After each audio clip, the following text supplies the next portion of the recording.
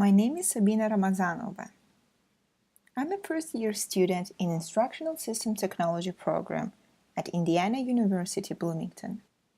As a requirement for our 541 class, I'm doing a project documenting the instructional process in Bloomington Clay Studio. Bloomington Clay Studio, founded in 2008, is an art organization and educational facility.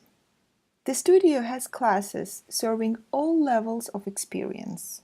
Bloomington Clay Studio members receive a designated shelf space, unlimited access to the studio space, use of studio glazes, firings in the electric kilns. For the current project, 3 sessions of beginning clay group for adults were documented by collecting the information about the studio, recording the instruction, and taking the pictures of the process. Additionally, 2 interviews, one with the founder of the studio, Daniel Evans, and another with one of the participants of the beginning clay group for adults, Carolyn Clark, were recorded and used for the project purposes. Instruction in the studio takes place in the format of demonstration and practice. For 1 hour, the instructor demonstrates how to make some elements in clay pottery and shares the most effective techniques. In this documentary, 3 stages of making clay pottery were recorded: forming the clay, waxing, and glazing.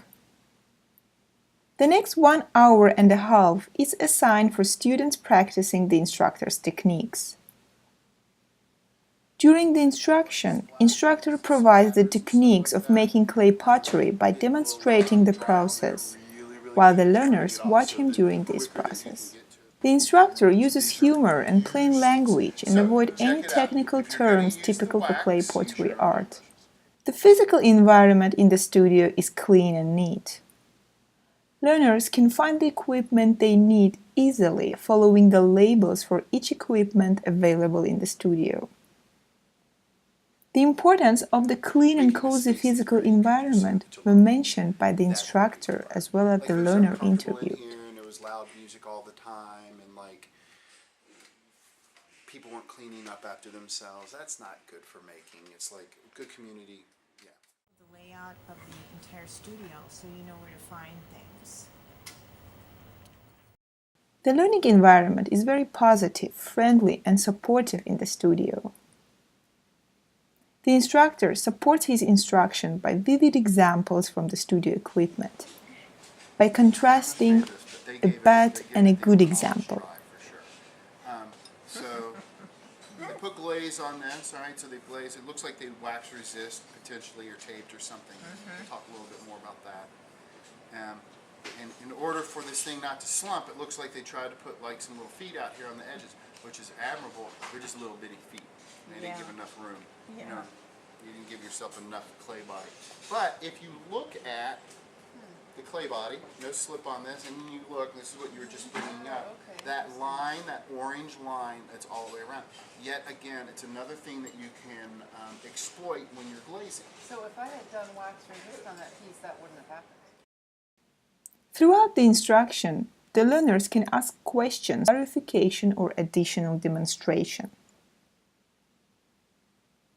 The instructor provides individual or group support not only during his explanation, but during the learner's practice as Put it well. on evenly. Is it just because this is, So- does it sink in differently? Soak in? Yeah.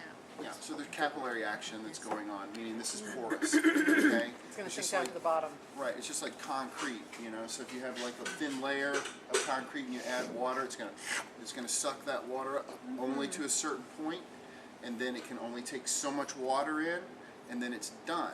That means it can't take any more glaze in, because all of our glaze... Learners also benefit from the peer support practice available during the sessions. Mentioned by Carolyn Clark in her interview, peer support is very useful in the process of learning clay pottery. It's only strengths Personally, that she has they been learning a bring to lot the from her class. I've peers. learned so much from the other people in the class, and also just visiting the studio. Any artist who's working here is so helpful. Bloomington Clay Studio offers for its learners open studio hours where artists can practice clay pottery and share the practice with each other. The instruction in art is usually accompanied by the artist's demonstration and individual support provided to the participants of this instruction. Due to the long instruction time during the sessions in Bloomington Clay Studio, lasting for 1 hour, it's important to keep up the motivation among the learners. The motivation can be supported by varying the roles between instructor and learner. During the instruction, instructor can scaffold what he has been just explained, not only by demonstrating it, but by involving one of the learners to demonstrate the process to the rest of the group. By doing so, the demonstration process can be enriched by having not only instructor-led, but learner-led instruction.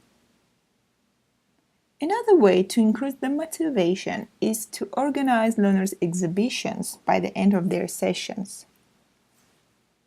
Though Studio posts the photos of the ready clay pottery on their official Facebook page, which is called Bloomington Clay Studio, that the number of likes of the page is not so high.